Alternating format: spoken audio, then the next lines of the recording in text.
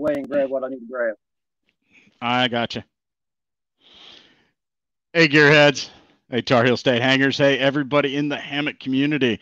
It's Pickl, and it's Thursday night, and tonight we are hanging with Pickl with our special guests who really don't need any introduction whatsoever, but we'll introduce them anyway. We've got Dutch and Alex with Dutchware gear, and Mike's here as well. So let me just bring everybody onto the into the forum, and we'll get started on this party. There's Mike, the man himself, Mr. Thomas Dutch. Hello, everybody. I'm Dutch. And Alex. Hello, Alex. Hey. Guys, welcome to the Thursday night stream. I appreciate you coming on. We'll just kind of chit-chat here for a minute, let some people hop on in since it's right on 7 o'clock on the nose. Nobody comes. Nobody come. What if nobody comes? Then we'll just have Mike fall out of his hammock again, and maybe that'll get some people to arrive. Yeah, let's hope I don't have to do that. So it's funny that I've Hey, Anne-Marie. There's Karen Rammel. Let's see who else is in here. Chris Walker. What's going on, Motodude? Anybody else sneak in here on me? Nope, that's it so far. It's funny. Every night at dinner, my wife and I are asking each other, "How was your day?" Well, I'm sitting in the office, which is also known as the dining room, and she's on the other side of the living room, in the living room next to the TV.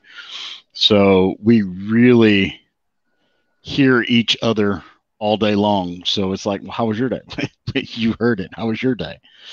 So Dutch, how was your day? My day was a good day. This was a good one. Good. Alex, how was your day? Wonderful. Been spending most of the days on the laser while Dutch does all the shipping, so. You've got a pretty interesting backdrop there, brother. What's going on? Oh, you're talking about the ambulance? Yeah.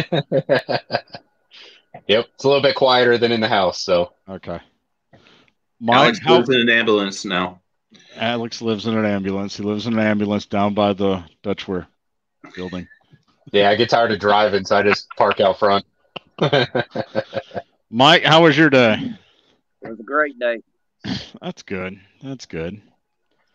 I got a little bit of shipment today. I want to say that tonight's episode, shameless plug, is brought to you by Hydro Flask. A couple weeks ago, I was hiking out with a buddy, and my very loved, very happy Hydro Flask decided to take a nice fall down a about 30 to 35 foot ravine. So after recovery, it's got a really nice dent in the bottom and some trail scars. But to replace it, Hydro Flask has sent me one of their new National Parks editions, the Redwood Edition 32-ounce bottle.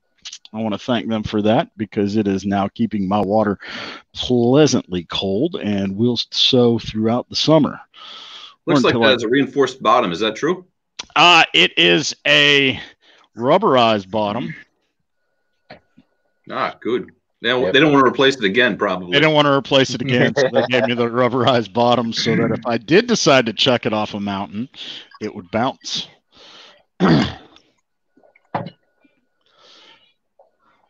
right, let's see. Hey, we're up to about 25 viewers. Wonderful, wonderful. I want to thank everybody for showing up. Hey, Tara. Hey, Casey.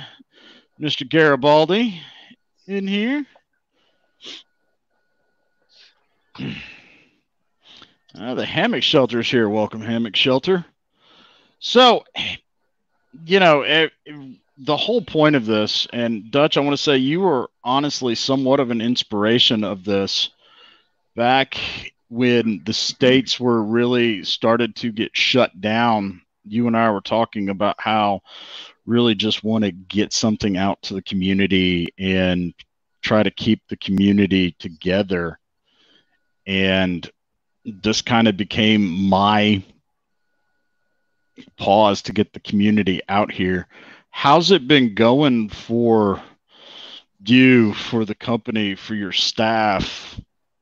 You know, well, we have changed over to basically being producing hospital gowns and some other PPE, some masks and things. We're lucky enough to have a lot of stock and inventory, so we're able to ship out probably 80% of the orders, maybe more. But keep in mind, Dutch is doing that all by himself, by the way. Yeah. Yeah, I've been cruising for this is probably the hardest I've worked in a while. but and that's why everybody's orders are messed up. So but are you still signing everything? Peace. Thanks, oh yeah, Dutch? I still signed. Okay. Everything's Okay. Peace Dutch. So but anyhow, we've been able to turn around quickly. I mean, we're used to releasing products and things of that nature.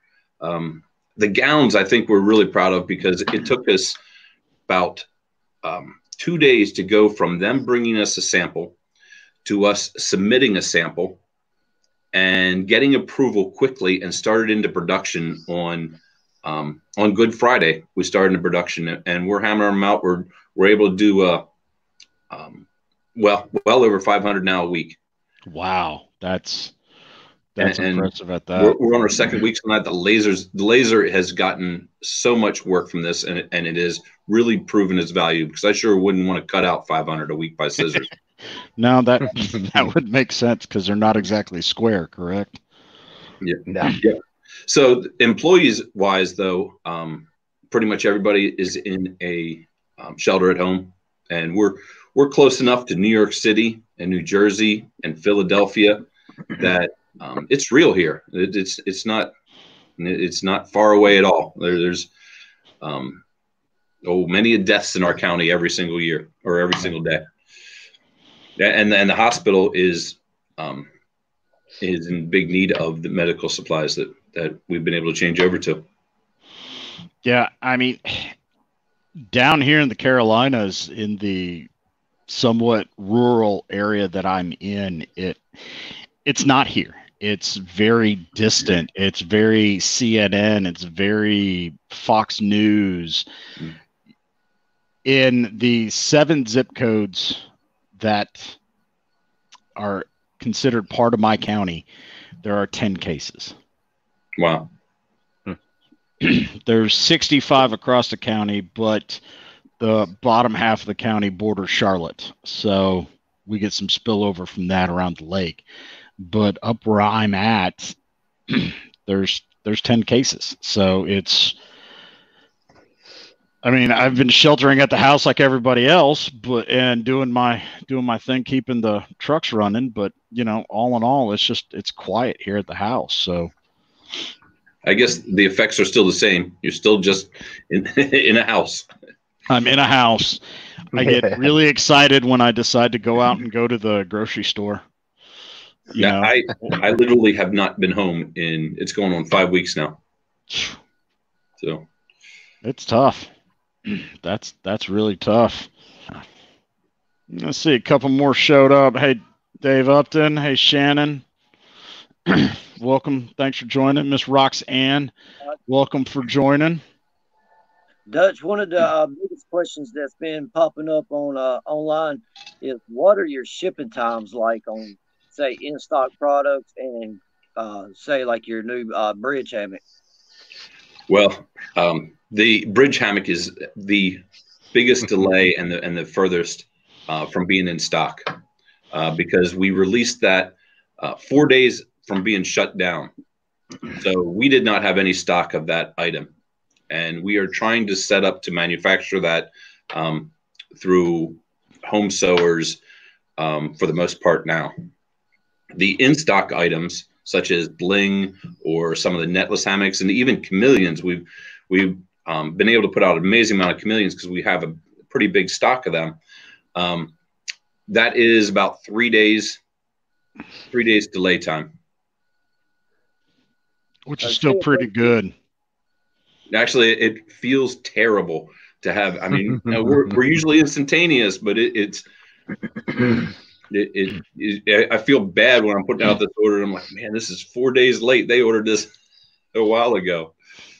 Well, I was going to hold this to later on in the show, but since we're already talking about lead times, I've got a specific PO that I'm kind of itching to get. What's your lead times on DCF tarps? Well, do you want a second, or do you want? To be honest, I think that one's going to be that's not so bad to get. I mean, we have to manufacture it. Right. But the difficulty and the cost in a DFC tarp is or DCF tarp is the cost of the material, not so much the manufacturing. No, so, I'm good and patient. I'm not going to be backpacking a whole lot anytime soon, so yeah. I figure I can be patient and wait on that one. Yeah, unfortunately, that's true for everybody. It's hard to get out. You can still, I hear you can still get out on the AT and stuff. Just can't go to the shelters. So the state parks in North Carolina are essentially no camping. They have a fire ban. The counties themselves are stating no camping due to search and rescue, as to not put the strain on search and rescue. So no camping, no doing anything dumb and silly. And I mean, Alex got to see the first part of it when they started shutting down. They really shut it down. As soon as we left, it was it got bad quick. Yeah. Did they shut down Linville? Yeah. Yeah. Yep. Wow. Yeah. Well, if there's no one camping out there, there's no one to tell on you, right? Yeah. Even the residents in that area are patrolling it and taking pictures of the cars and leaving notes on cars, and it's getting kind of sketchy out there. Yep. Somebody ordered a bunch of "You are trespassing" bumper stickers. To really set off up there in the mountain. Yep. Jeez. Hatfield McCoy stuff going on. Yep. So. Yeah, Barry made a good point. Where was it? Barry made a good point. None of us are in shape to hike right now anyway. Yeah, I mowed the lawn the other day and couldn't tell if I was dying of asthma, dying of allergies, or having a heart attack because I was having to walk more than 10 feet. So,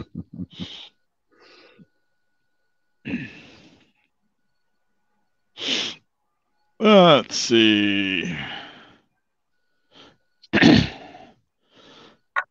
Anything going on? Alex, how's it been since you got back to the site? I know you were enjoying your solitude out in the gorge.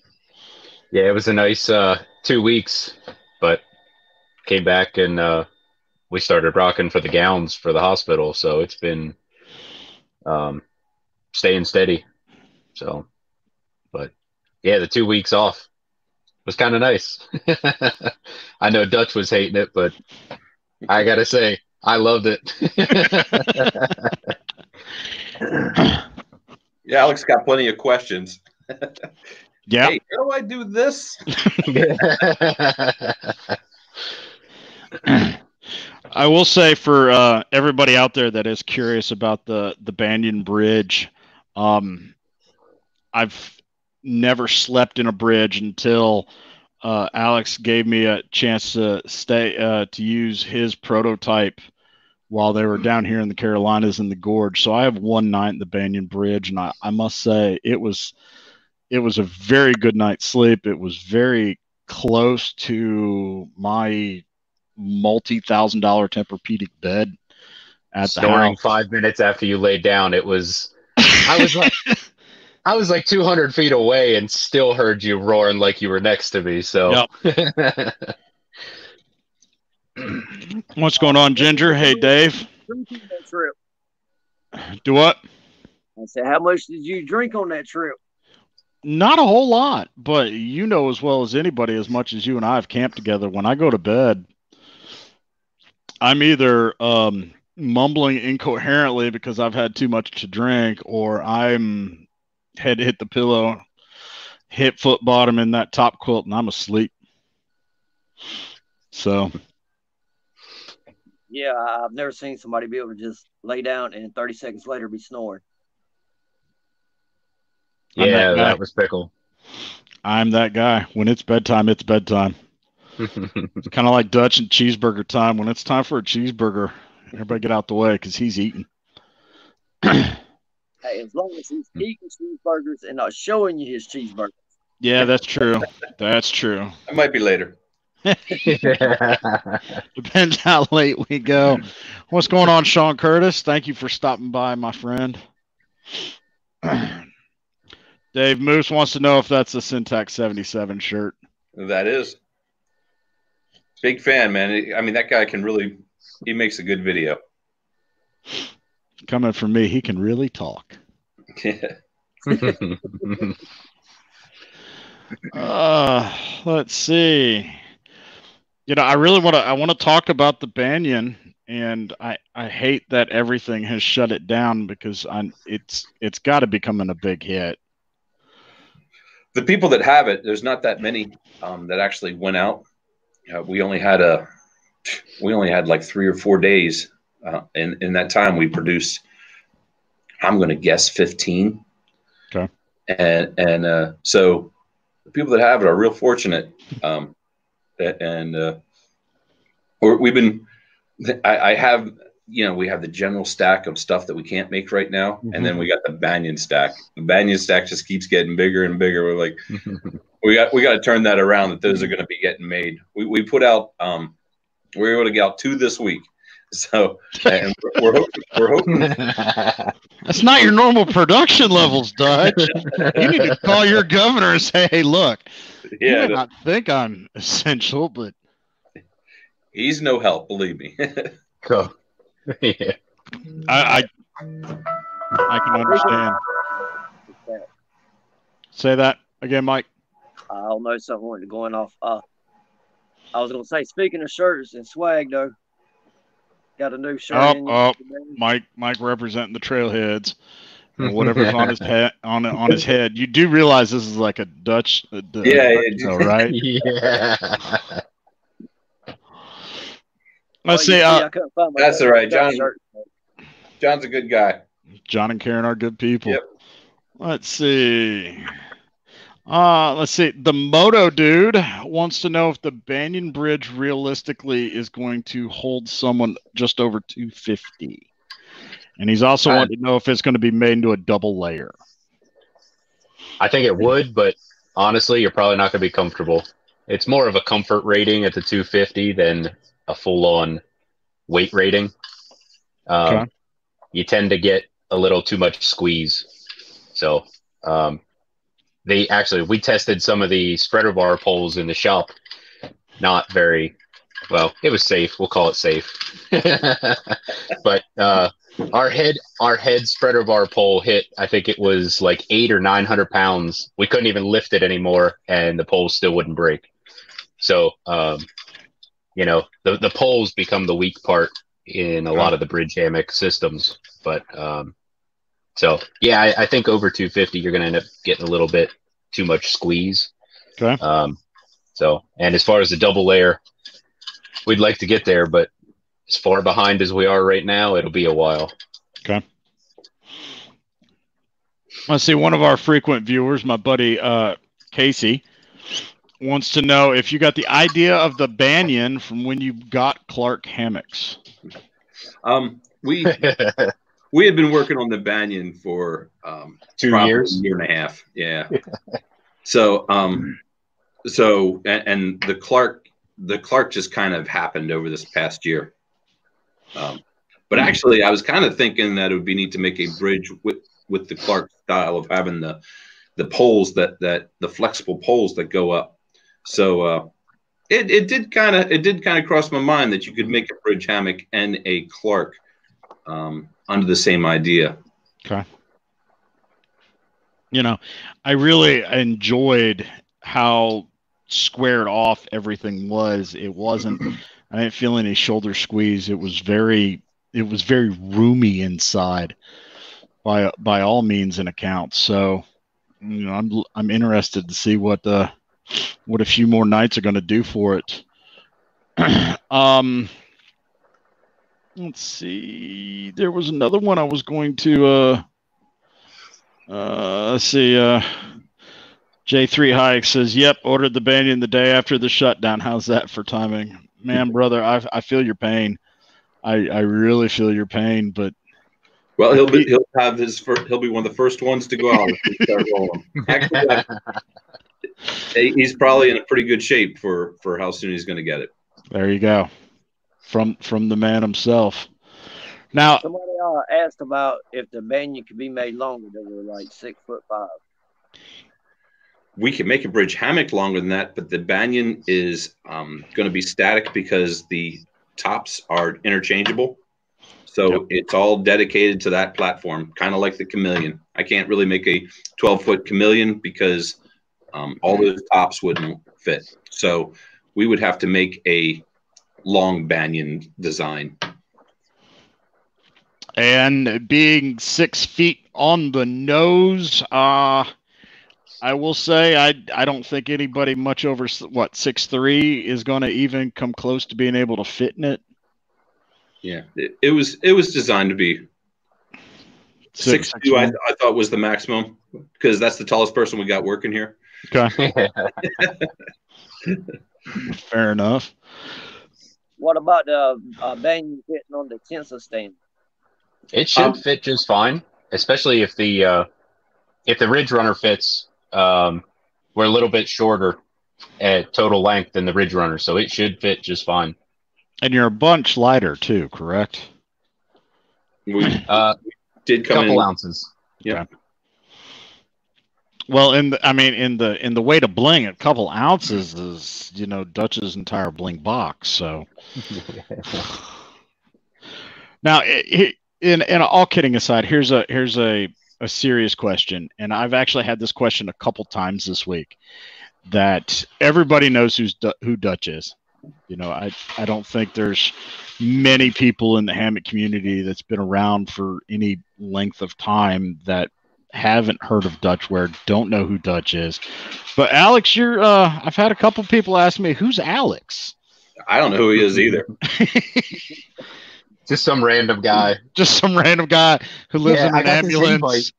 I got an invite, so I figured I'd join and see what was going on, So, Alex, if you would tell us your story. Oh, well, where do you want me to begin? No, so I was in the Navy for 10 years and actually got out, was in between jobs. And as I was looking, I reached out to Dutch, and this was back in 2016, and asked Dutch if he just had anything on the side, while I was in between. And the day, I think I sent him a message, and I don't even think it was 2 minutes. He's like, "Yes, start tomorrow." and I think he said he was in the middle of pulling fabric because he didn't have a fabric puller at the time. So he's like, "Yeah, just come now." your job will be pulling fabric. It's kind of insulting when someone says, "Hey, can I work for you while I look for a real job?" Yeah, but I was in the IT community when I got out, and then Dutch offered me full-time job helping to run things at the shop. And honestly, who would turn that down to help, at an outdoor company? Yeah. Like this. It's definitely, the dream type job for somebody that loves what we like to do. So it's, from then on, it's just been, Dutch and I battling back and forth to figure out who's right, who's wrong. But no, it's a lot of fun. We have a good time, and actually our back and forth always comes up with some really cool products, and I enjoy what I do. So good. But yeah, I think that was probably the number one burning question that I've caught this week since I I posted the advertising that this was happening and this was going out was just, who's that Alex guy? I mean, a couple people asked me if it was Alex from another company, and I was like, no, it's Alex with Dutchware. How do you not know Alex? I mean, I know Alex really well. So let's see. And Pickl, back to when you was teasing me a while ago about this being a Dutch episode, I just want to point out that I'm always in a Dutch netless. Yep. Yep. That's behind us here. Yep. My Dutch is currently packed up. No love. No. It's packed up in the back of the Jeep. Must be nice. Because I'm going camping tomorrow. Very good. Where are you headed to? I'll send the authorities. Yep. I'm headed to an undisclosed location on a mountain stream on the east coast of the United States of America to learn how to fish, because at the age of 41, I can honestly say I've caught a fish in my entire life, and it was a catfish back at Heartthrob Hang, and the fish was yay big. I mean, does it get bigger if I go closer to the camera or further away? But it was yay big. I was hoping you were going to say that wide.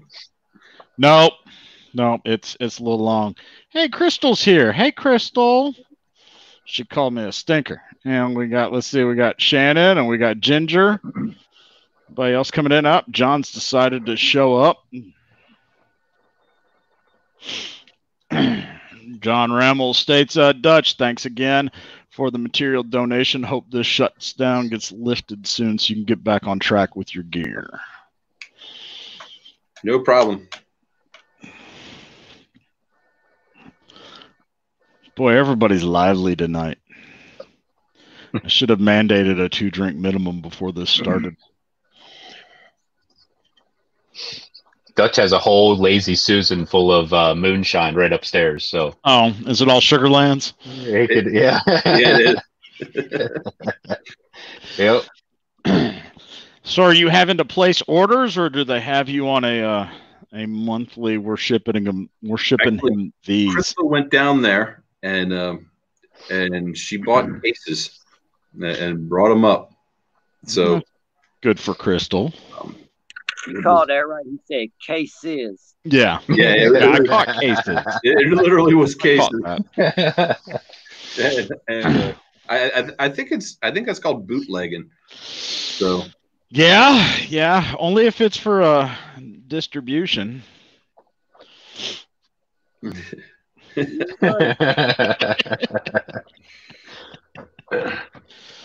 So big shout out for her for doing that. Woo, buddy. Yeah. Woo, buddy.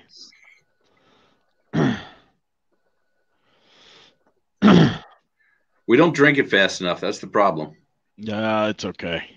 It doesn't go bad either.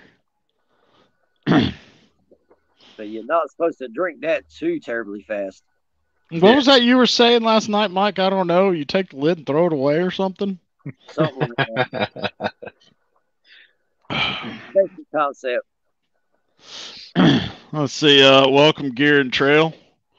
Thanks for stopping by and joining us. Hey, while everybody's in here, I just want to say, if you're enjoying the podcast and you want to catch up, we do this every week. Mike and I do this every week on Thursday at 7. Click the subscribe buttons down below, ring the bell, or just come hang out on Thursdays at 7. We're trying to bring in the who's who and the what's what from the hammock community so that while we're all kind of on lockdown and not able to get out in the woods, we can at least chit chat with those we know and love and maybe get to know some of them a little bit better.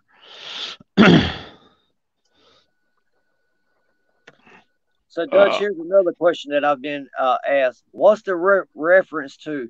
He sure is easy on the eyes. You can't tell. No, that was something that it was a rumor that I started, and I said it enough times that it would stick. Actually, that hasn't been said for a long time, so yeah, I'm really glad to hear it. You look pretty good too, Mike. Here we go. Waiting for Mike to do the aw shucks. Oh, we got cookies. Oh, we got cookies? We got cookies. Oh, we got cookies. Well, we got everybody. Shout out for everybody's support during this time. They're cottage vendors. Yes. That you know, sometimes the orders aren't coming in like they should because everyone's got hard times. But you know, the gift certificates, I mentioned that on the forums. Yep. Get gift certificates. That way, you're getting your money's worth. Because spend $50 and you're going to get $50 worth of gear, and you're going to get the best gear. I got me a gift certificate. Very good. Put that away. That's great for Chinese gear. I was talking more about more domestic gear, but hey, that's good. But anyhow, and also you can, if they're your favorite vendors, then share that with somebody else. Give that to some of these people, saying, "Hey." Because they're on every single night saying, where should I buy this and where should I buy that? And you share your favorite vendor with them, and supporting this community is what has brought all this innovation. Yep. Okay. Eno didn't bring all this innovation. Nope. So. Just a bunch of cottage vendors brought the innovation. Let's see. Hammock Shelter wanted to know, what do I use an REI card for? Well, it's quite obvious. I use my REI card to increase my base weight. Good question, because I was wondering the same thing, being that we know everybody that makes everything other than maybe shoes. And you go like 2 blocks down the road to get your socks. So. Yeah, the socks are in town too.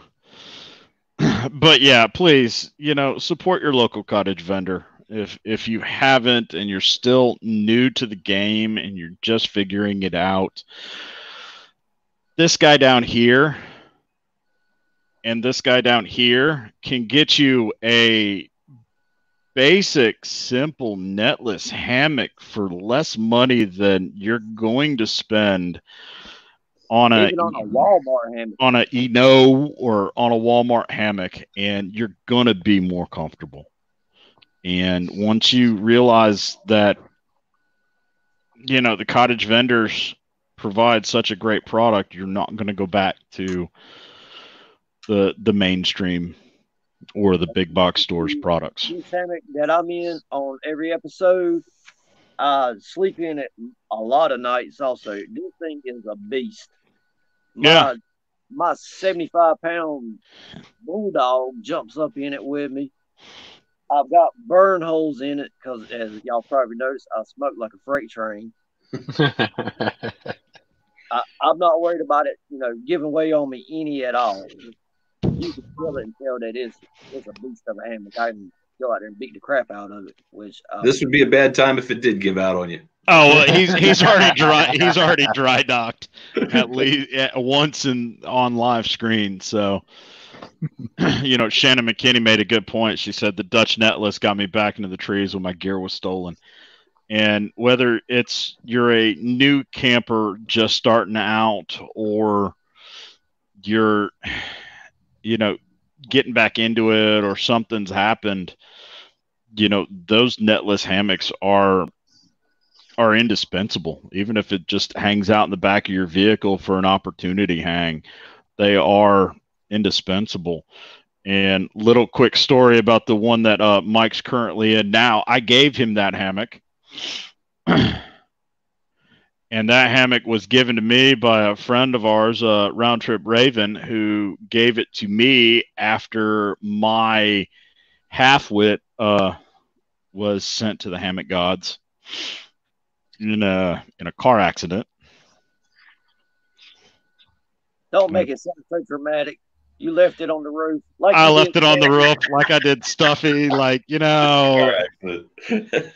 I think it's a warranty issue, actually. Oh, is it a warranty issue? So there's like a half-wit out there someplace? So, but yeah. On this hammock, I've used it several times to put brand new hangers in, and after a night or two of being in this hammock, they went out and bought a hammock and other hammock gear. Yep. It's been around the block. It's a good intro. What's up, Ghost? My favorite D-list 2-bit content creator. How's it hanging, brother? Let's see. Peter Michaud is a retired RN and very happy chameleon sleeper. I want to say a huge thank you for your work in making PPE. It's a life and death issue for people working in the healthcare industry. No lie. We got the easy part. We're just sewing up gowns. It's really the nurses and the doctors out there. Now, are those one-time use gowns, or are they? No, they're made out of ion, and they're made out of Hexon 2.4. Okay. They got Lancaster Hospital has the nicest gown ever in the country. And I've heard like they wash them all together, but they come out crisp and looking gorgeous, and they're poppy red, they're dark olive, they're all the colors. All the nurses are walking around. We should have printed our logo on them.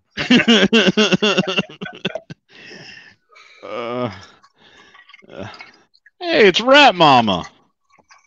I can get a woo, buddy. Hey, Rat Mama.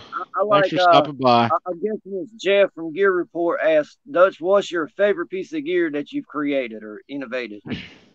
Well, actually, it's one that I don't sell, and I made something many years ago called the Bridge Skin, and it's a bridge hammock that folds up into a backpack, and it's not commercially available because it takes too long to make one.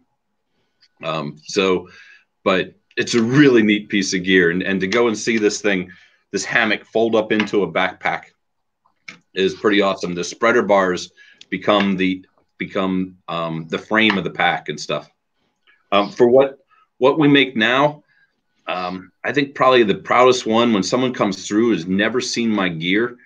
I like to show them the Wasp because I mean it functions, but the thing's just beautiful. It's jewelry for your tarp, and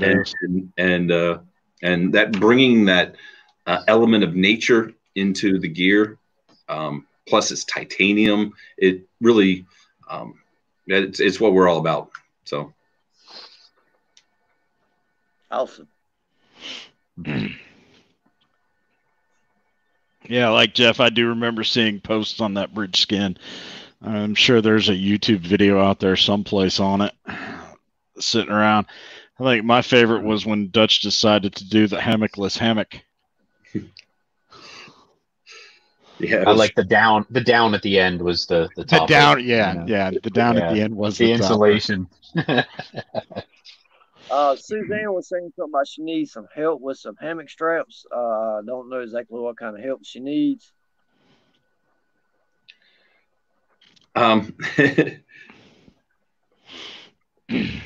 Well, are they able to purchase them, or are they just asking which ones to get? Because we have such a variety. We kind of need to know more specifications of what they need. We certainly have lightweight. Do they work with buckles? We got quite an array of materials to be making hammock straps out of. Yep, I've got at least 2 suspensions from you. Yeah, but if they're looking to purchase now, the straps are the easy ones that they're in stock and ready to go. Okay, there you go, Susan, from the man. Go ahead and head on over to Dutchware.com and place you an order. She says she's got 1 inch and needs 2 inch for national parks. We have several varieties for 2 inch. We got the seatbelt webbing. If you want to go ultralight, we have both polypropylene, and then we also have Dyneema 2-inch straps, which are incredibly light. They're lighter than most polyester 1-inch straps. So the tricky part with 2-inch straps is either you got to tie a knot, because there's really not a buckle that efficiently works with a 2-inch strap, just because when you get that big, the buckles just don't work well or are just too heavy. There you go. John Rammel's trying to get some inside information. He wants to know, so when this is all over and you're back on track, what's next? Back on track, man. I don't see the end of I don't see that coming. Wait. Have we ever been on a track? you know, I foresee having to get caught up on orders for all the near future, but I would say there is another bridge hammock in our future, and we have some we have some other pretty cool things that we want to do. I think tarps is one of the areas where we want to go and start working a little bit harder on. I see a spin-off Dutch WEAR PPE. Yeah, in the near future. I would like to get back to making hammocks.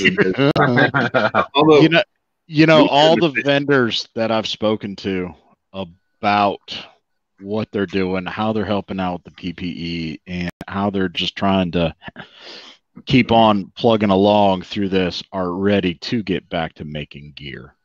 Yeah. You keep thinking it's only going to be 2 weeks and it's going to be going back, but I don't know. I said that 2 weeks ago, and I know it's going to be 2 more weeks from now. Yeah. The governor of North Carolina today released his staged back to normal plan, and it's starting in 2 weeks and then back to full normal, what we had in January and December. He's gauging anywhere from 9 to 16 weeks. Yeah. Provided we don't do any backsliding. So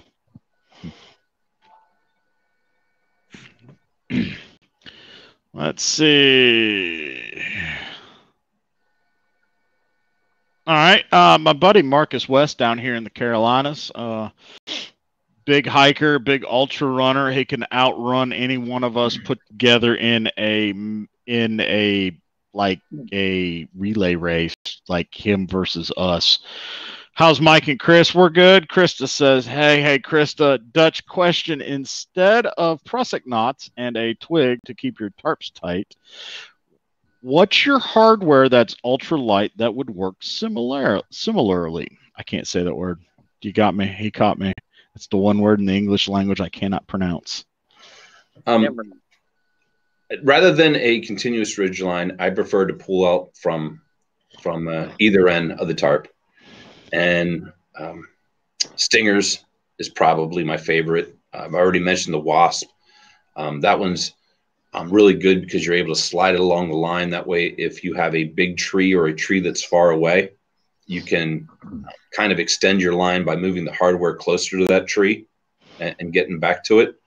And really what's on almost all my tarps, though, is tarp flies, because that was one of the original ones that I had to start it, and well, it was as good then as what it is now. Here, and for those that are new to Dutchware gear, let's bring in some interestingness. Here we go. We'll get Marcus's question out of the way. Those would be the Stingers. That's here on the side. A lot of my setups. I've got a set that is on my winter tarp, and I have a set ordered for my new tarp. What did that just do? That clicked on me. I think it looks like Alex. Boy, that looks like Alex. You should probably call the IT guy. I should probably call the IT guy. That's Clark. What the heck's going on? There's Clark and there's Stingers. All right. There's the stingers. It's that wild mouse. That was a quick view of our whole website. Thanks. What can I say? I like to help. So hopefully, Marcus, that helps you out here. Picture, Pickl. Do what? Go to the next picture where it shows the diagram. There is the diagram. I'd blow this up, but up. There we go. Whoever set your website up did a mighty fine job there, Dutch. Thank you. I do a lot of work on it. I bet you do. Yeah, that I have to fix. Yeah, I was going to say, I bet your HTML game is really strong there, sir.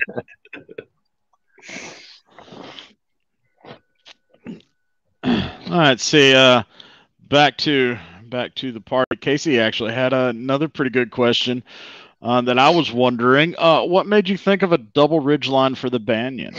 You know, really, this is Alex's contribution on the Banyan. So I'm going to let him go with this one. Honestly, I don't even remember how we came up with it. That was me saying, I don't think we should have two ridge lines on it. Yeah. Two ridge lines on it, that's double as good. Well, now we were going down a whole different road altogether when we first started this, and then we were kind of hitting dead end after dead end, and we're just like, all right, maybe we need to go back to the basics and just try something a little new before we really go the direction we want to go, which is far beyond anything out there right now. But yeah, the big thing with bridge hammocks is the interior space is a little bit small. When you're triangled out, bridge is meant to be spread out, be big, and I think the Banyan with the double ridge lines really makes that happen. I mean, like you said earlier, you get in there, it's boxed off, and it's huge. It's huge. The concept of a bug net in your face is it's not even a question. Yeah. It's not so much the interior room, though. The ridge line, the real importance of the ridge line is you set it up just like you would a gathered end hammock. You reach up there, you twist that line, and you got it set right. If it's sagging, you're too loose. And just like a gathered end hammock, how tight you have that pitched really makes a difference. It does. Because the way that curve is on the bottom, the way it supports, and the tighter you make it, the more you're going to be pulling up from the bottom. So it's really meant to have the consistency every time. If I didn't have a net, I'd still want those double ridge lines. It also makes not to mention the shelf. Yeah, storage options are endless at this point. Yeah, the one I was in had the 35 pockets at the head end, but it didn't have that ridge shelf with the side pockets. But that looks really, really intriguing. We have a lot of other ones that are already ready.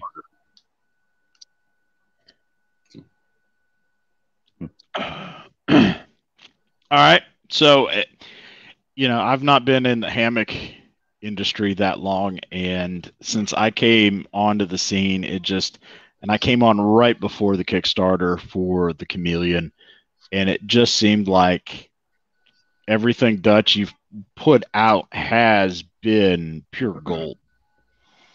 And for that, I appreciate, and my wife and wallet, on the other hand, don't appreciate.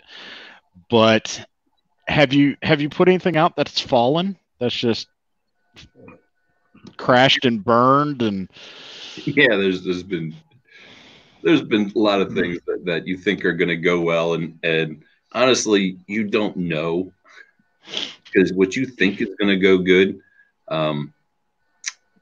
Yeah, I still got a lot of buffs. And sometimes you hit it at the wrong time. You're behind the curve on a product or something. But and also we put out. I mean, when we're hitting our stride, we're putting out a product a week, and with that number of products, some things aren't going to stick on the wall, but and some products, I'll say the spiders for suspension. Mm-hmm. Those things are great, and they just never got the publicity. I think we're going to have to revisit them. I'm going to shoot a video on that because that is super light, super adjustable, and it's a fantastic suspension piece that just did not grab hold of the public market, and it's a real shame because it's a really good one. So I actually, back in the beginning, was looking into the spiders because those are the ones where the continuous loop goes around the back of the hammock and then comes through and just kind of clips in with the spider. And the thing that steered me away is the beetle buckle came out with the chameleon, and that was, at that point, I was looking at the spiders and just said, well, if he released this suspension with this hammock, then I'm getting this hammock. I might as well get the suspension to go with it.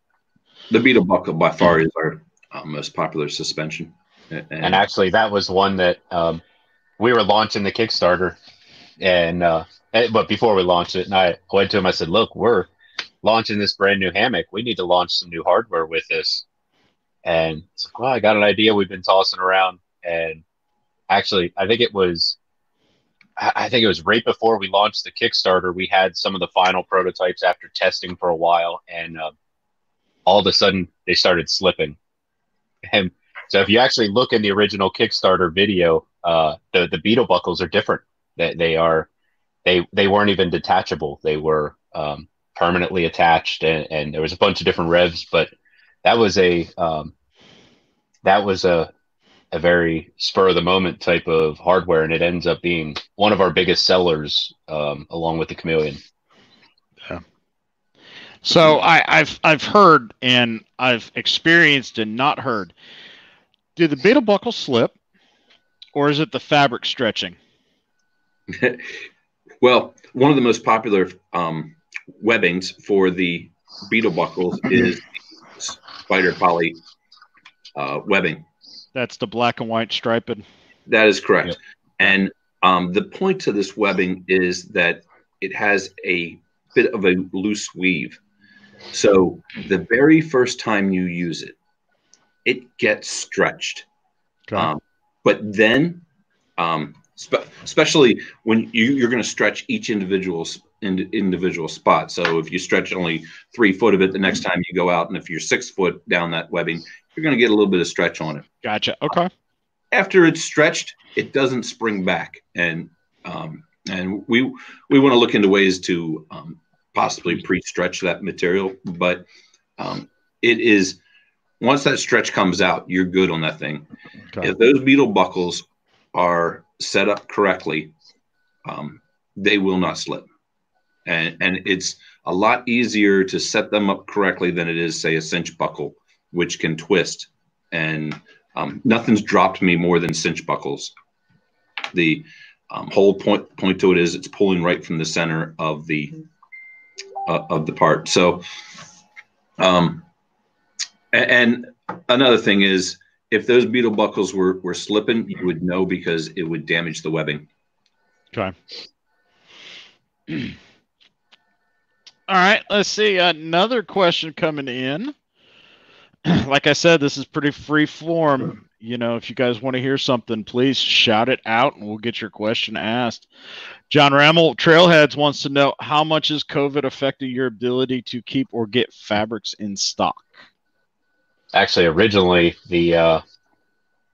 so some of our stuff we get from overseas, you know, that was definitely backlogged, but we're back up and running, and that's moving along pretty good. Yeah, we got all that in there.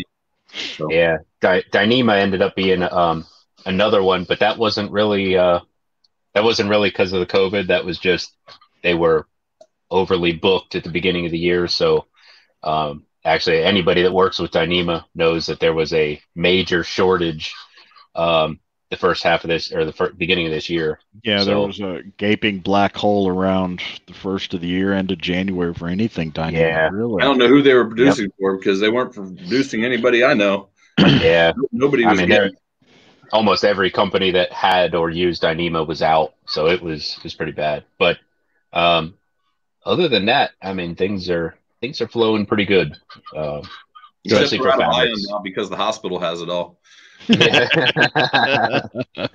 Yep.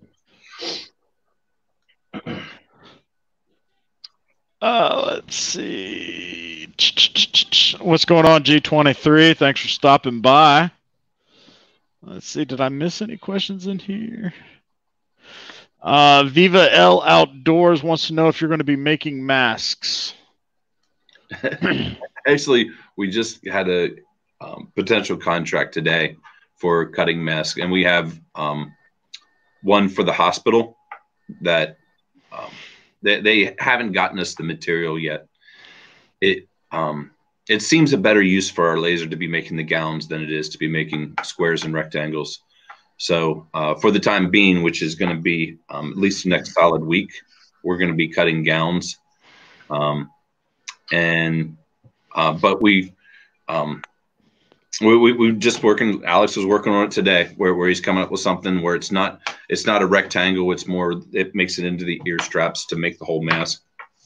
And actually, we're doing some pretty neat things there that it's a little bit unique that we can do with the laser.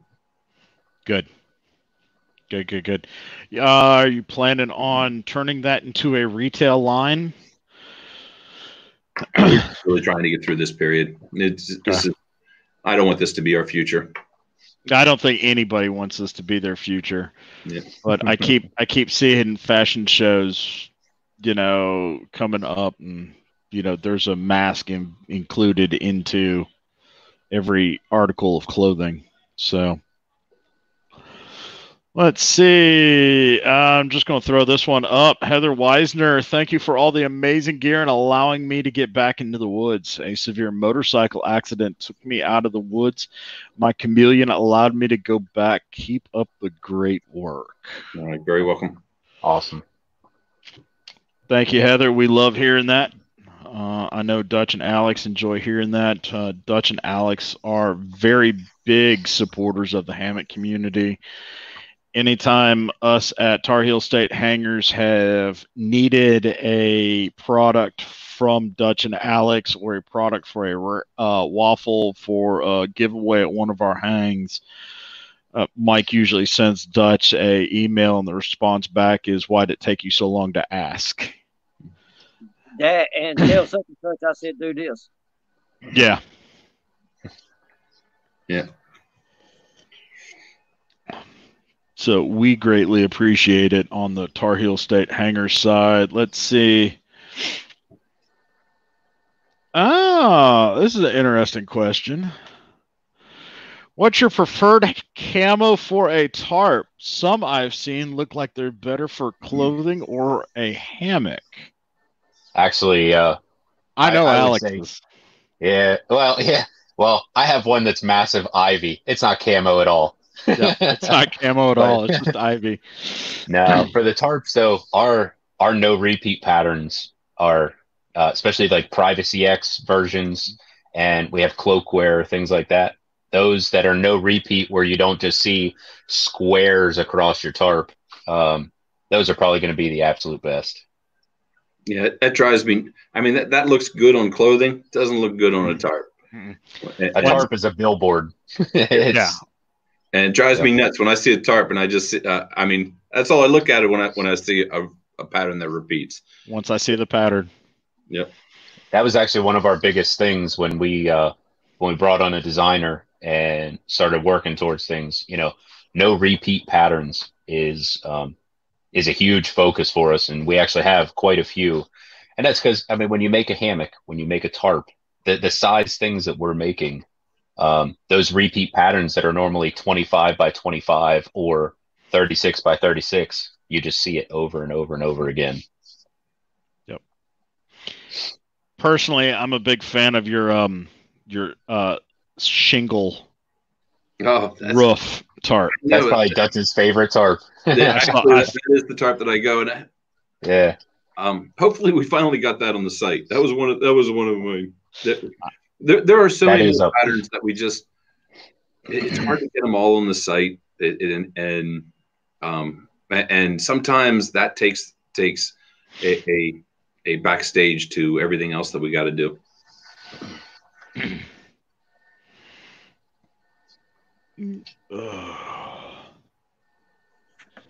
Let's see. Let's see if I missed anything. Mike, you got something stewing in that brain of yours. You've been awfully quiet. He only talks on Facebook. That's true.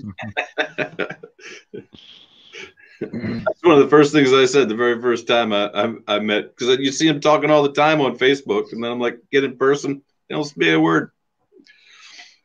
Learn more by keeping your mouth shut and your ears open. I didn't really hear what you said. Yeah.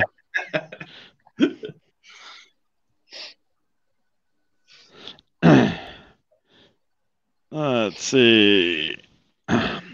You guys want to talk about Clark at all? I mean, we could. Yeah. Hey, man. I will talk about because company.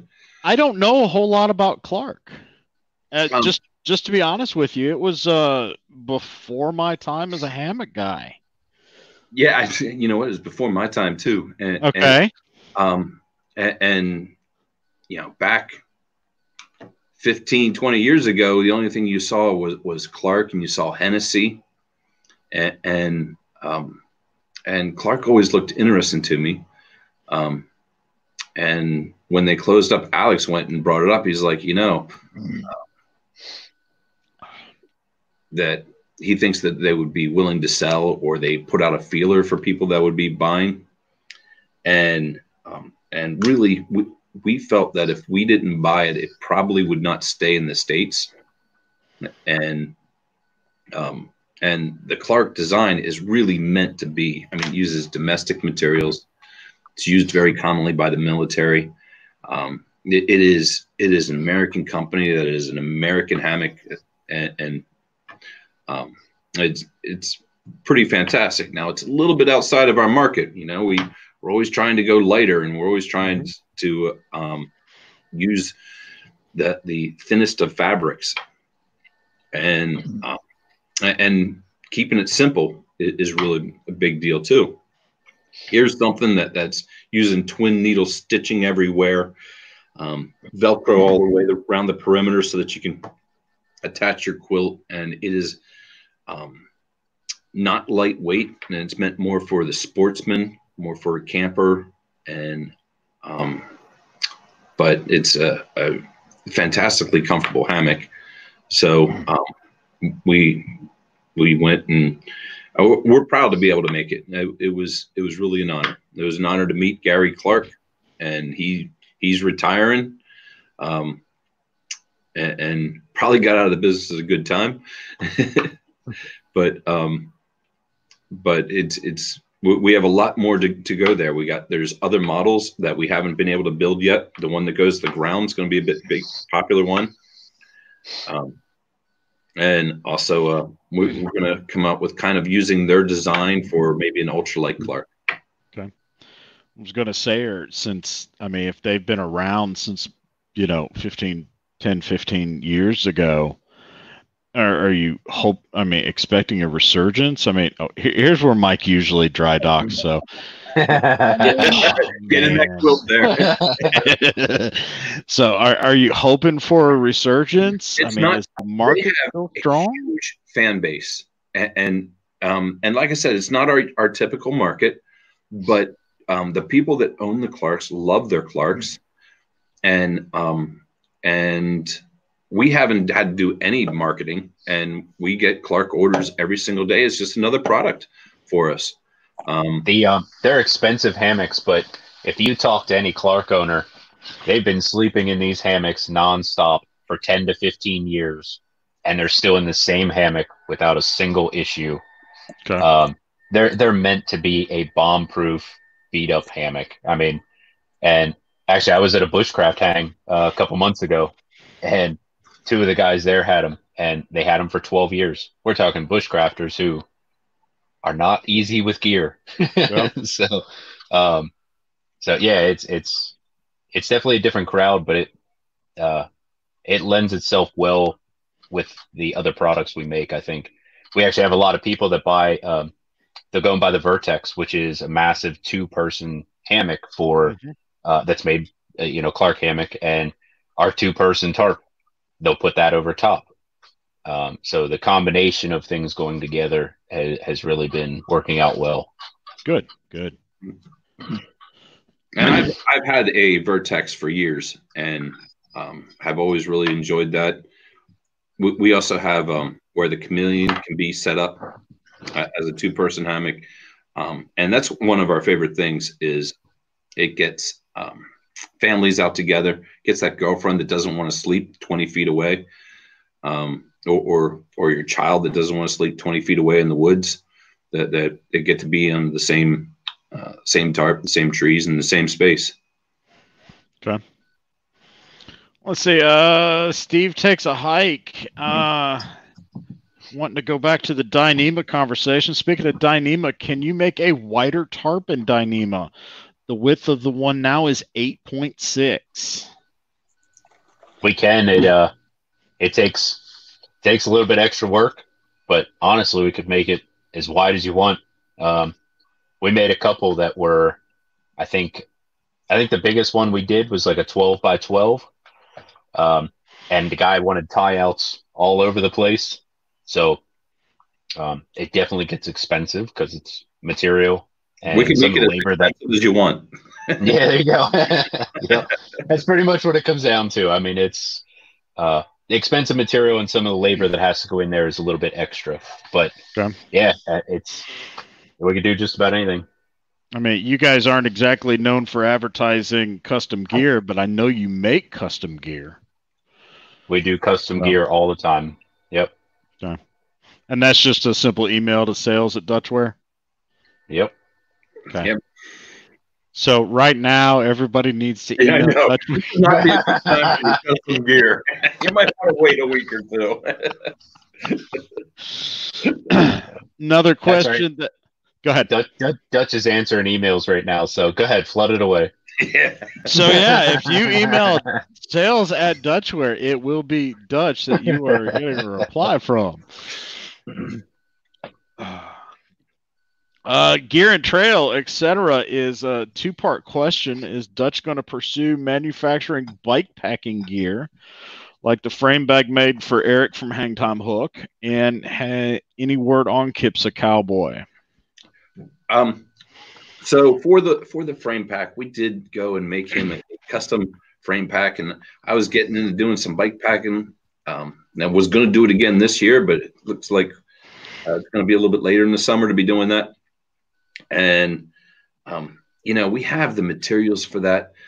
It really lends itself well, and that's really a great market. It does tend to be a lot of really big custom work. We have all that X-Pack material, and I always feel like we can lighten that up. Some of the materials that we have to make those type of things. Dyneema would be one. I think Dyneema saddlebags would be awesome. They'd look cool. Yeah. So it is not on the immediate agenda. And and the people that are making for that, either you got the real high-end custom ones, and they're darn good at what they do. It's almost like why we don't make backpacks is because the people that are making backpacks are darn good at what they do. And why should you get a Dutchware backpack if you can go get a ULA? And then you got the larger manufacturers that are mass producing things that would not really be, and they're produced some overseas. So, but still, it is an area that we hope to get into again. And for Kitso Cowboy,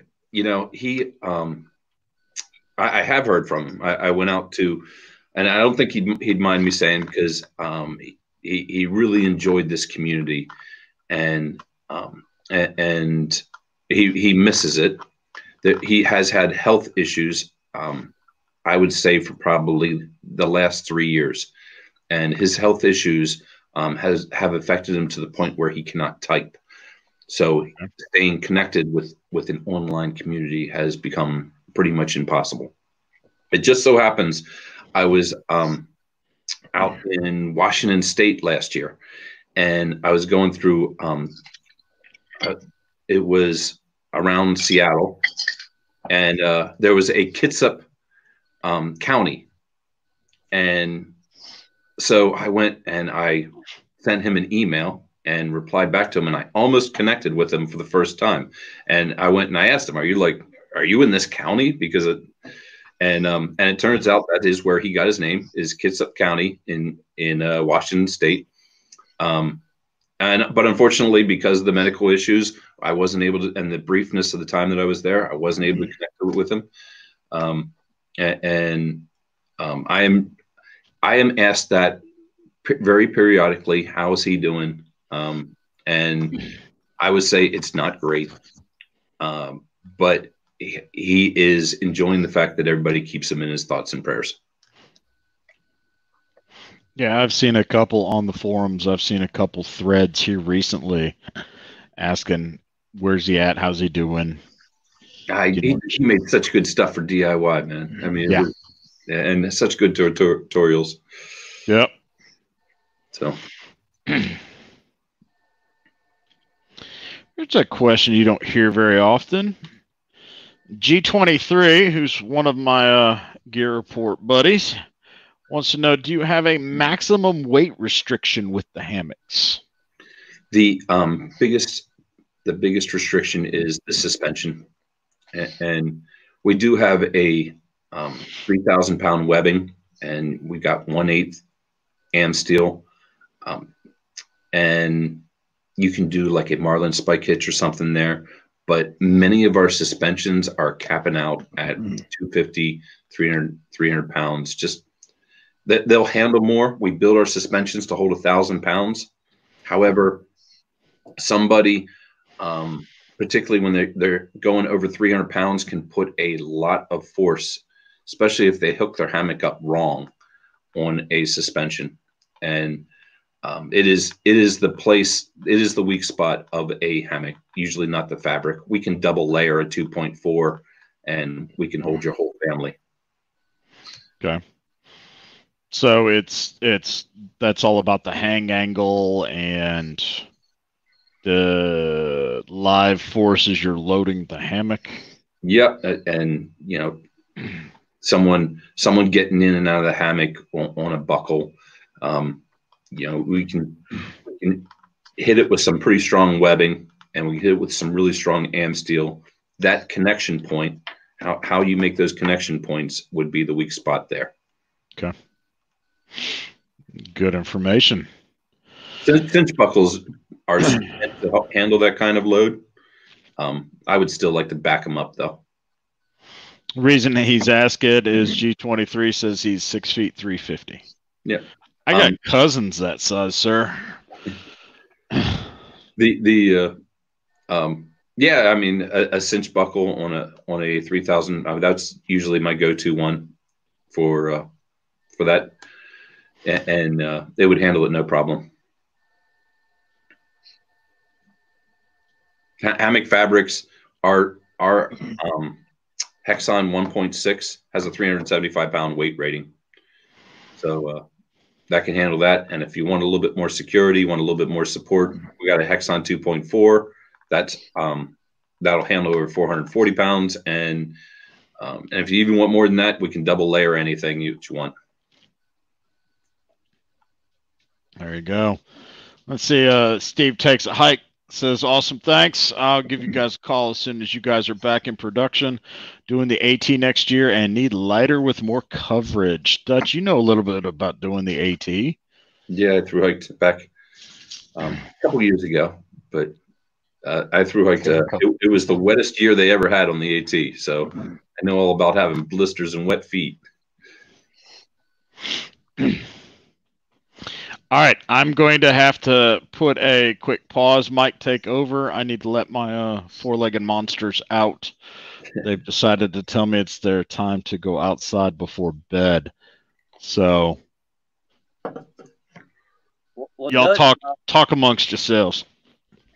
Dutch, for the ones that's watching it and don't know, how did you get the name Dutch? Yeah, when I did through hike, there was somebody I was hiking with, and they always give you a trail name. And I was there's a local bluegrass band in my area that sings about being PA Dutch, which to really go off is when the Germans settled Pennsylvania, and people said, "Where are you from?" They said Deutschland, and the English people thought that meant Dutch, so they called the Germans the PA Dutch, which typically is of German descent, but Mennonite and the Amish that live around here. So, you know, when I through hiked, I was singing a bluegrass song about being PA Dutch, and the person went and said, "I'm going to call you PA Dutch from now on." And very quickly, when your name is too long, they'll shorten it down. So I became Dutch.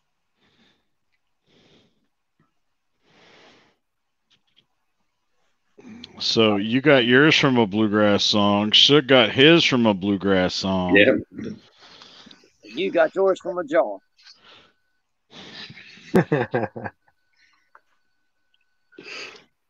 Started out as Mr. Pickl. Thank you very much.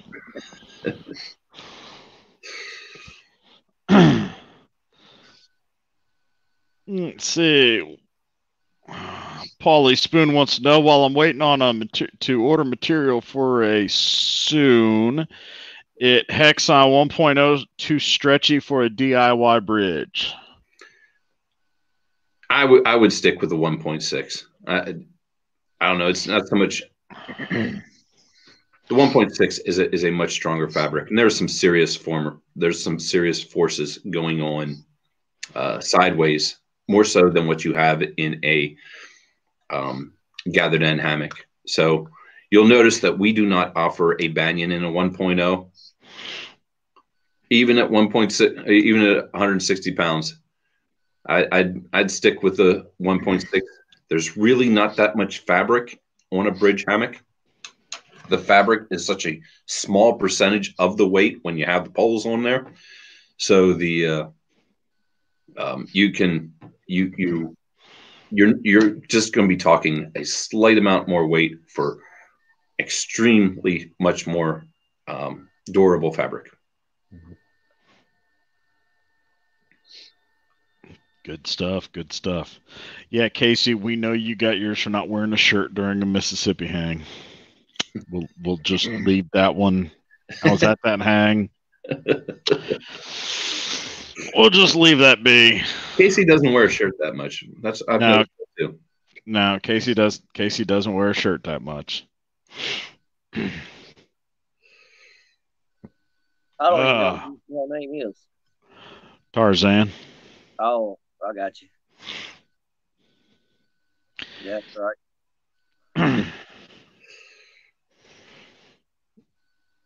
Let's see. Alex's Link still wanting to play stick. Really? Do you even have to ask that? I'm going to ask that. Non-stop. Yeah. One of the reasons I came to the ambulance. Otherwise, I'd have a pile of stuffed animals sitting on my lap. Yep.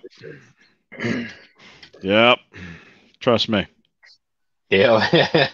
You got cookies brought out to you. Yep. Yeah, right. Yeah, Lincoln will do that. He brings Lincoln into the office, and Lincoln will do that all day long. Mm-hmm. All day long. Then Dutch locks him in his office.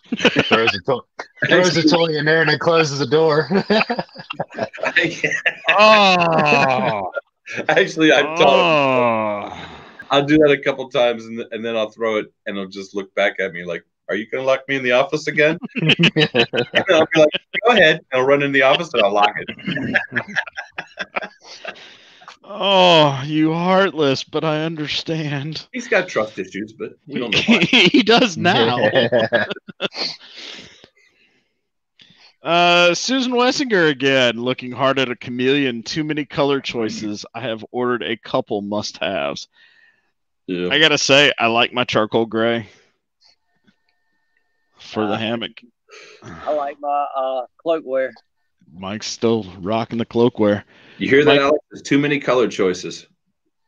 No, I don't think Yep. there's enough. I think you should print more.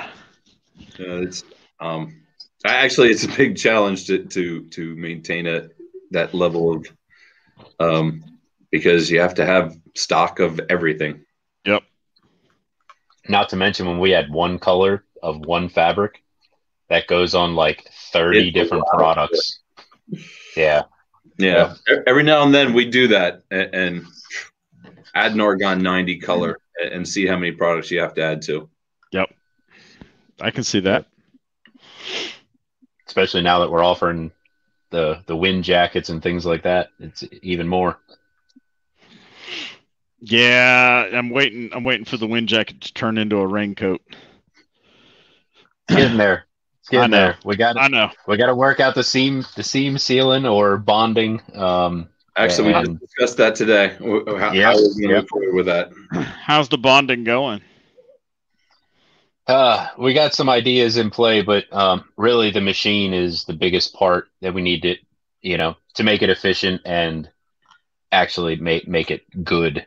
So we've done some testing, and we have the adhesive in place. We have all the things we need. It's just the machine that, in order to produce them. It would be a lot easier if you would commit Pickl to buying, say, 100 of them. Then, if you would commit to that, then it would be a lot easier to put in the investment. You know, I will broach that idea with my financial advisor once all current outstanding POs have been filled. You know, clothes is tough. I mean, when you're making hammocks, you know, how about if everybody just goes into an 11-foot hammock and we're fine? But clothes is tough. Not only do you have all the colors, but then let's go with all these different sizes. All these different sizes, yeah. Even though people don't fit into the same sizes because they're all different shapes. So and then when you really want to start going custom, that gets crazy. With sizing was probably one of the hardest things to get through as we were doing these different clothing pieces. So I still don't think we have it down quite yet, but it's at least the direction. So yep. Although I got to say, I love my wind jacket. I wear that thing all the time. And I have that rain jacket that you're wanting, and it is sweet. I can tell you that. The wind jacket was supposed to be the rain jacket, and then Alex just kind of gave me a real clean, crisp, it's a wind jacket. It's not a rain jacket. I was like, okay. Actually, you know, I wore my wind jacket when I was down in the gorge after the 85-degree days, and then it wanted to snow. So I was wearing it in the snow, and it puddles off on the Argon 90 even. But if you're in a rain, it's going to soak eventually. But the Argon 90 does a really good job of keeping light water off of you still. Okay. So, yep. Actually, you have a printed one, don't you, Pickl? I've got a printed skirt. Oh, I thought you got a printed jacket to match it. No, I've got a printed skirt. Look at Mike just shaking his head. Oh no. You weren't supposed to tell anybody about that. Well, speaking of things we're not supposed to tell any about, John with Trailhead's got a real good question. He says, Mike needs a DCF skirt to go with his new drawers for Thanksgiving. Can you help him out? It's for a good cause. Have you heard about these? No, I have not. He's got. Go ahead, Mike. Well, I don't remember exactly what was said, but between Pickl and John, they made some kind of wise ass comment, and I was like, "Well, if you make it, I'll wear it." So there is a pair of monolite panties that has been made. Oh, my. They include lime green lace trim. I believe in the front where the slit or sleeve is supposed to be, there is a embroidered on Tinkerbell. I believe across the back, across Mike's Moneymaker, it says Magic Mike in some puffy glitter paint. Y'all bring all $dollar bills with you. You know, the good thing about DFC is that you can see through it. Yep. So does Trailheads make underwear now? Can I get underwear from Trailheads? Is that a thing? I think you might want to email John out at Trailheads, but I'm sure something could be put together. I don't know, but yeah, that's last year. If we reached a specific amount on our fundraiser for Morrill Mountain State Park at Thanksgiving, we shaved Mike's head and beard. And this year, apparently, if we reach that amount, Mike is going to be running through camp dressed in said monolight briefs and not much else. If we don't raise that much, y'all. Okay. If we don't raise that much, Mike is running through camp or spend it all weekend in camp or something in camp. With I don't know if that's an incentive or a deterrent. I don't know. But I made you straight through with them on anyways. They would be quite breathable. Just don't know if I want to go now, but I'll be there. Well, I really didn't want to look over and see you sitting around in a skirt, but I did. Hey man, leave my kilt alone. Skirt. You almost got me hiking in that weekend. You did wear it one time when it went to raining. Yep. Yeah, I hiked out in that Virtus. But luckily, you hike about 3 miles an hour faster than I do, so it was a very short period that I had to see that. Yep.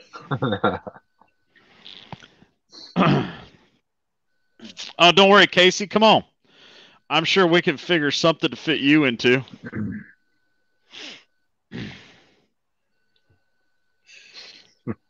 And Anne-Marie states she's seen pictures of the new draws. They are really cute. Sexy, not cute. Sexy. They're cute. And Anne-Marie, thanks for stopping by and hanging out with us tonight. I don't know if I caught you on the intro earlier or not. Let's see. We are at bottom half of the 8:30 hour. We got about 30 minutes to go. Anybody from the audience, also known as the Peanut Gallery, I got a question, and then it pops up with Casey needs to have leopard skin drawers. Subject change. We can print that. We just don't want to.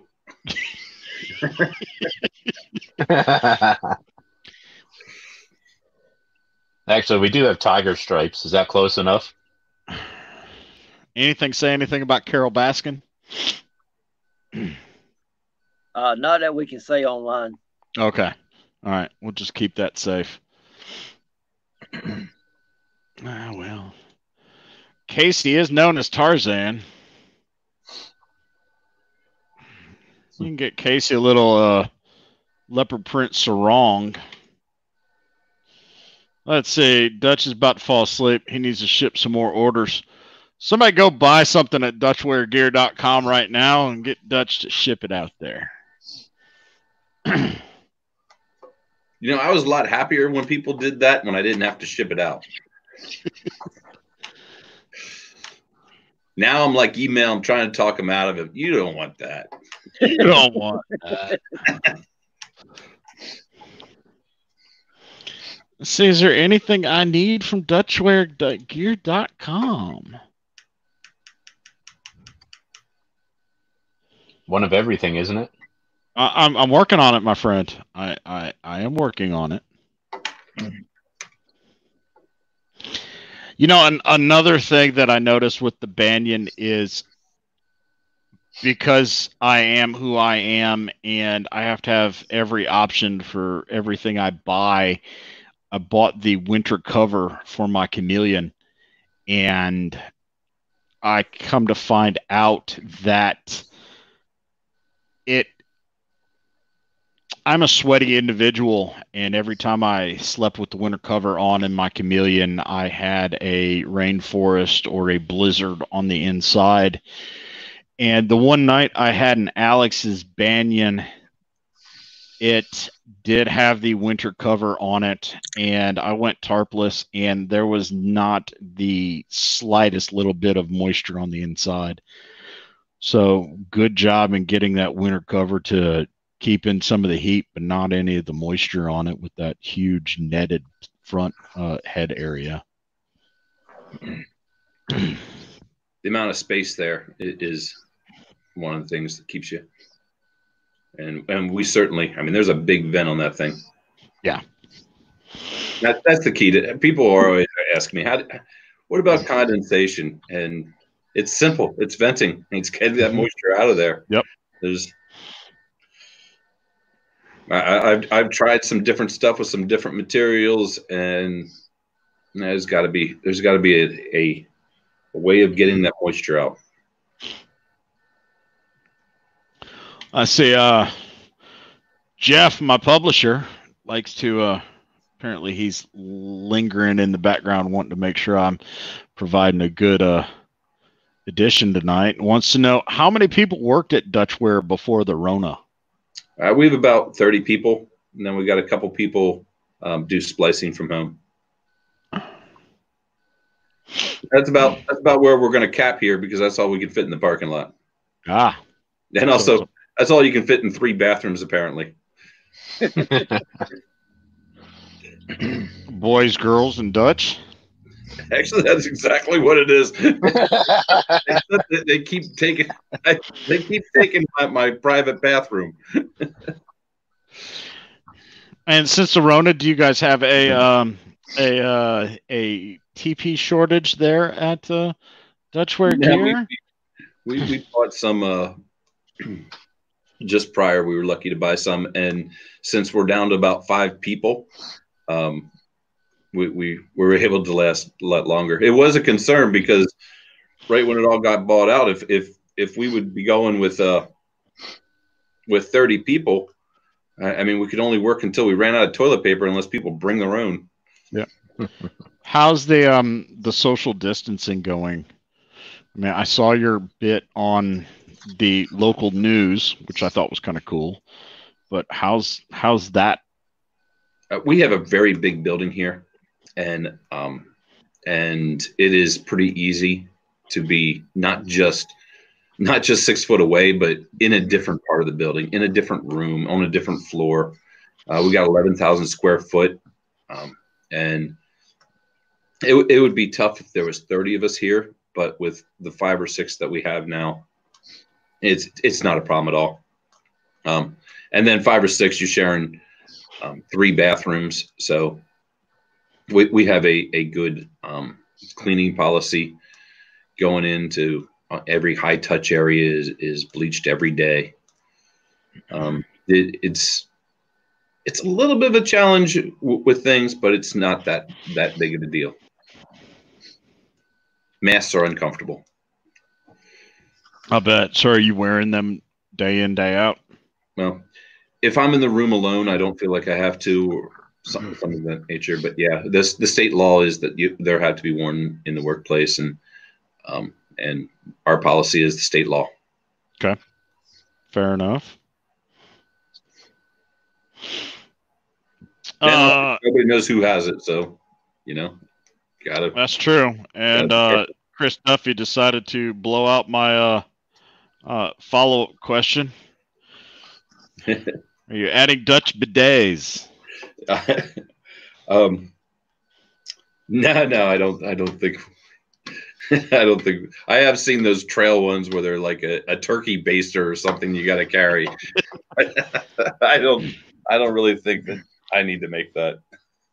We could do a titanium version. Returns. I mean, you could do a titanium one that screws onto a smart water bottle. Yep, yep. And I mean, Crystal Bentley apparently thinks that's brilliant. So there you go.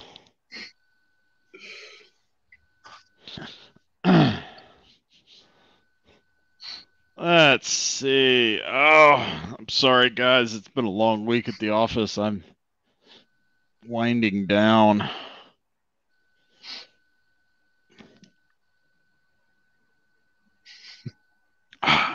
Jeff approves. Bidets are awesome. Yeah. All right. Not a bidet group. Actually, I love them. I'm just too cheap to buy one. But when I travel overseas, I enjoy them. Mike, what are your thoughts on bidets? He's searching for one right now. See him scrolling. He's looking at Dutchware website. Where's this titanium bidet? Where's this bidet at?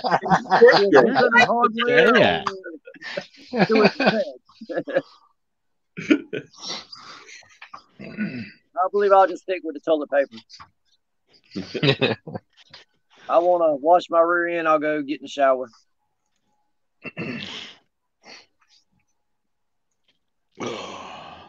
I don't want to spec out a Banyan Bridge. I will spec out a Banyan Bridge one day, but that day is not today. Boy, there's a lot of bidet talk going on now, huh? There is a lot of bidet talk going on in the chat. Okay, back to some normal utility. Yeah, what sewing machines are you guys using? We have almost totally exclusively Jukies. What's the number on those, Alex? 8,700 or something like that. Yeah, we wound up somehow we acquired these ones that you're really not supposed to be able to get in America, and they really are nice machines until you want to get them serviced because there are none in America. But they're fully automatic Juki industrial machines, and they do the sewing for you. They lift the presser foot and they do the back stitching. We also have some really neat machines. We got pullers on the back and walking presser foot with walking needles, and of course sergers and automatic box stitchers for doing the webbing straps. I'm the one that has to service them all, so that's my frustration. Let's see. Dutch, you and I have talked about this off camera. I'm just going to throw it out there. Will Dutch ever make their, and that's spelled incorrectly, by the way, own top quilt and under quilt? We kick it around. However, the filling down is a deterrent. Employee parking. Yeah, we believe that we would need pretty much the same staff, doubled, if we did do it, or at least, yeah. There's some big challenges there, and there's some really good quilt manufacturers out there. So we are really happy to be able to offer Cedar Ridge Outdoor Quilts, Jacksar Betters, that they're the original quilt manufacturer. So we're really happy to offer them, and maybe someday we'll get into quilt manufacturing. I think we need a bigger building. I must admit, I mean, I don't see why you guys would need to make your own quilts. I mean, in my opinion, in my humble opinion, you've got my two favorite quilt makers.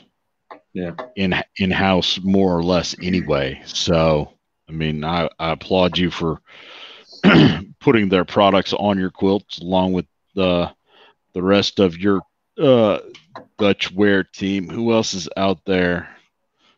Oh, it's not scrolling. Oh, my Google foo is not working. Who's a big tarp guy and who's a minimal tarp guy? I run a winter style tarp year round. Same. I don't like tie outs. I like hex tarps. Just hate dealing with all those strings. I got a winter tarp, and I've got a Dyneema tarp coming. So hopefully the Dyneema tarp is going to be everything that I'm missing in a tarp. I will say your ASIM Dyneema tarp was a little minimal for my tastes. That thing is. That's tiny. But if you're out there, thanks Derek Greenfield for taking that off my hands.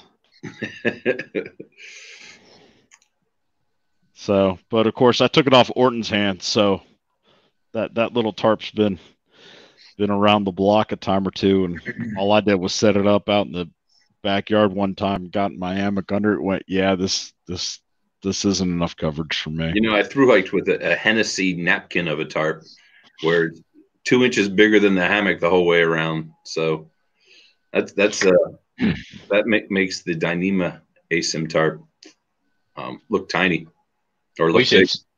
We should compare the Dyneema ASIM to our 2-person wide. It wouldn't cover a door. The one that Dutch pulled his car under. How big is that tarp? It's huge. Yeah, it's 12 foot wide. It's massive. When you go and you set that thing up with the spreader bars, it's like being under a Conestoga wagon. And I literally did go and set that up like that and pull my car. Then my car fits underneath this tarp. Nice. You really, I mean, you could fit a family under it. It's sweet. We got it from making, since we have so many people setups for a 2-person tarp, because that's something that people have been asking us like crazy, and our 2-person tarp is awesome. And if I don't have to hike anywhere, that's what I'm taking. Yeah, I'm finding out that if I'm car camping, I'm not really going to be too concerned about weight. So I think my car camping setup is turning much more maximalist as opposed to minimalist. Not an ASIM tarp. Not an ASIM tarp. No, I think the minimalist tarp is going to be y'all's winter tarp. No, I think that's going to be the backpacking tarp, because it never fails for me when I'm backpacking. If I've got my hex tarp, I wish I had doors. If I've got my doors and my winter tarp, I'm not worried about it. Yep. And usually don't ever need it. So I just went with that Dutchware DCF winter tarp tarp with doors. Yeah. One of my favorite tarps is a doors on one side. Okay. Because really, I never close one side, even if I got 2 doors, because I want to get in and out. I never have to batten it down that much. But if you got doors on one side, you can take your hammock and put it all the way to that end. So you got a good lead on and a good canopy for the head end. And it blocks wind coming in and out. So that's really my goal anyhow. Crystal wants to know if my winter tarp be printed. Are you guys printing on DCF? Or is that a loaded question? Well, you can't afford it, for one thing.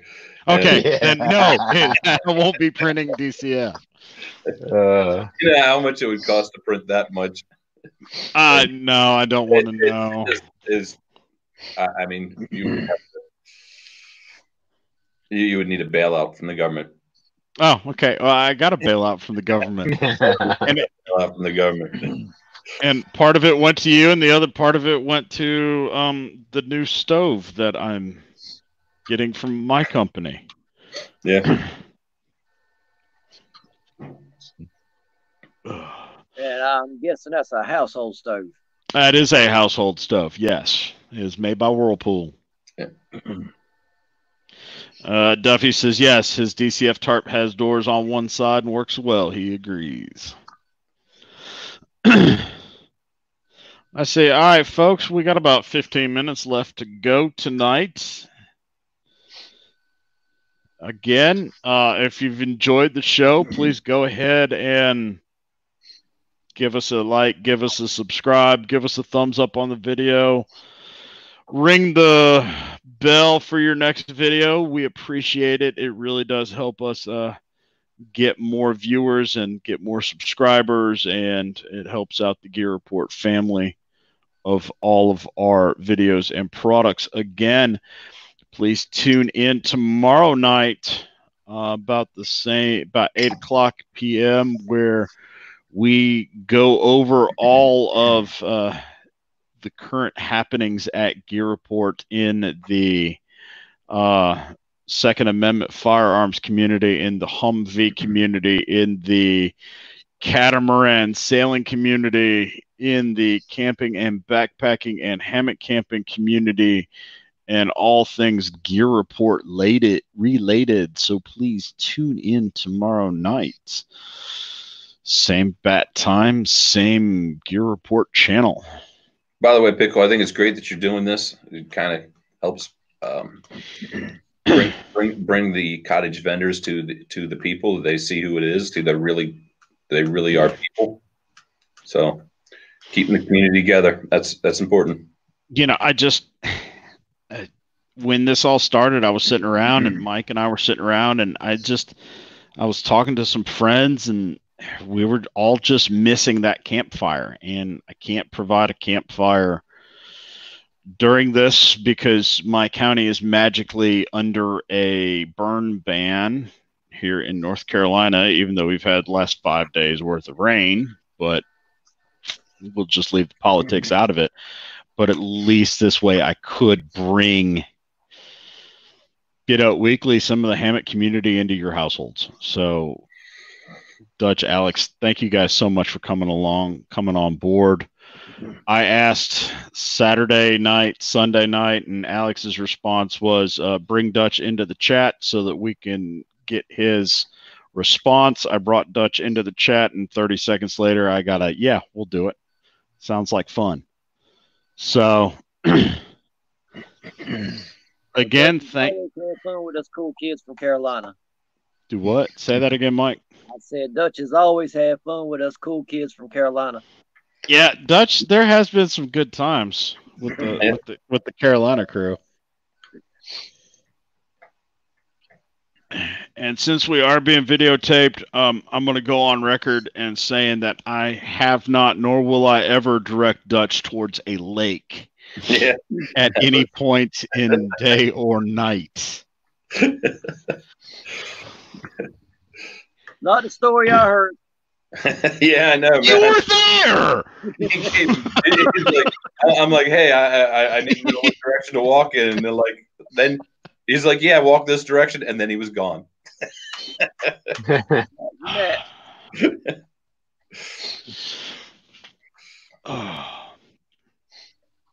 Yep, had to swim back to my campsite. You did not. You were dry. I walked you straight to that bright pink tarp. Yep. And that thing was glowing in the middle of the night. Let's see. Hey, Canoe Hound got to make it in from up north. He wants to know, are there any special offers going on underquilts? Not from us, but if you go to Hammock Gear, they got a sale going every single week. Never know what it is. They've got so many sales running, it's confusing. We're running other people's quilts, so and when we're doing that, our margins are pretty much nothing. I mean, it's the cost of the transaction. So we personally do not. But our up quilts by Cedar Ridge are excellent buys. They are, and they're very warm. And not only that, they work well in wet climates because of using the up insulation, and it acts very well for an underquilt because it acts like down. Yeah, for a Canoe Hound, I think synthetic would probably be the best choice. Absolutely. And he's also up there in the great Canadian North. Yeah. Canoe Hound, if you're in Canada, take a look at Little Shop of Hammock. They make some excellent quilts. Yep. I've never been cold in one, and I own 3 sets from him. Yep. Yeah, James does great work. James does do good work. And John's wanting to know, with the cost of DCF, what's the suggested way for vendors to be able to make the switch from poly nylon to DCF? Honestly, with that one, I don't think you want to make the switch. I think it would almost be in combination with what you're trying to do. And the margins are already so small on it, but we do offer, like at Dutchware, we offer decent discounts for wholesale customers to, help you guys out the best we can. And, of course, the more you order, better price we can do. But it's, trying to keep stuff in stock from DSM is pretty rough because the minimums are so high. You have to do a couple thousand yards minimum, and at that price, it gets to be hefty. So, but we try to take on as much as we can to help out a lot of the smaller guys to be able to carry that and be able to offer those products in their line as well. And that's not something that I've really touched on because I'm not inside of that market, but you guys supply vendors as well as schmucks in the general public, correct? No, yeah, sir. we have a very large vendor support. Not only do we supply them with materials, but you Cedar Ridge, for example, or Jacks Are Better, we supply them with fabric, and we turn around and buy the quilts back from them in order to sell on our website. So it's something that we can't provide, but our customers want it. So it kind of ends up all working together really well. So we try to do that with a lot of different wholesale or vendors in the community. So yeah, we like to not only be this the supplier to them, but also Batch Stove. We're carrying his product line on our website, and there's a lot of fans of Batch Stove, as I'm finding out as I'm doing the shipping. Yeah, you can see right there, 2QZQ. They live a couple miles down the road from us, and we've been friends with them for a very long time. Tato, Alex Gash from Sheldowee, Vargo. We want to be a one-stop shop, and we can't make everything, and we certainly can't make stoves as good as Sam from Batch Stove can make. So use his skills to do that. That's been a secret to our success for a long time. Starting, I think, with Tato, who looked like in the very beginning, because I made a hardware piece and he's a machinist and he came out with a hardware piece, and I almost looked at it like, oh, this guy's going to compete with me. And I called him up and said, hey, why don't you make that stuff for me? And he did. And we've had, we're probably going on 10 years that we've had a great working relationship together. Yep. He's got some good innovative stuff that comes through for y'all. And really, that is what has made the community and all the cottage vendors stronger, because the working together to produce like that has made it, because the real competitor is China, and what might be a skill set that I have or the other person has, working together to supply them has brought the innovation that you have today. I mean, this industry has changed so much in 10 years, from next to nothing gear that you could get to now. Now the big box stores are carrying it, and you can get a hammock in Costco, and you can get it at Rite Aid. Yep. So the strength has always been the cottage vendors working together to produce the stuff. Yeah, because the big box stores are still years behind you. The cottage industry. Yeah, I mean, you got to keep. We have to keep innovating, keep us on our toes, which is good for the community. But you watch, and it'll be what we innovate today that they'll be doing a couple years from now. Yeah, they're only a couple years behind. That's fine. Because in a couple years from now, man, we'll be just zooming around and, hammockless hammocks and such. Yep. Well, again, Dutch, Alex, I want to thank you guys from the bottom of my heart. I mean, I know Stuffy's a big fan. He's been a big fan of yours since that first trail days. And thanks for coming on. Thanks for joining us. Folks, if you need anything for your hammock to bling it out, to make it fancier, to put some jewelry on it, to upgrade to a chameleon wide, a banyan, if you need a batch stove, if you're cold in the middle of the night and you need better and warmer insulation, give Dutchware.com a check, a look, place an order. Dutch signs every receipt by himself. Right now he's answering every email. I mean, he's relaxed his HR policy to the point that Alex starting to look like Dan Haggerty. He doesn't know who Dan Haggerty is. I'm sorry, was that too old of me?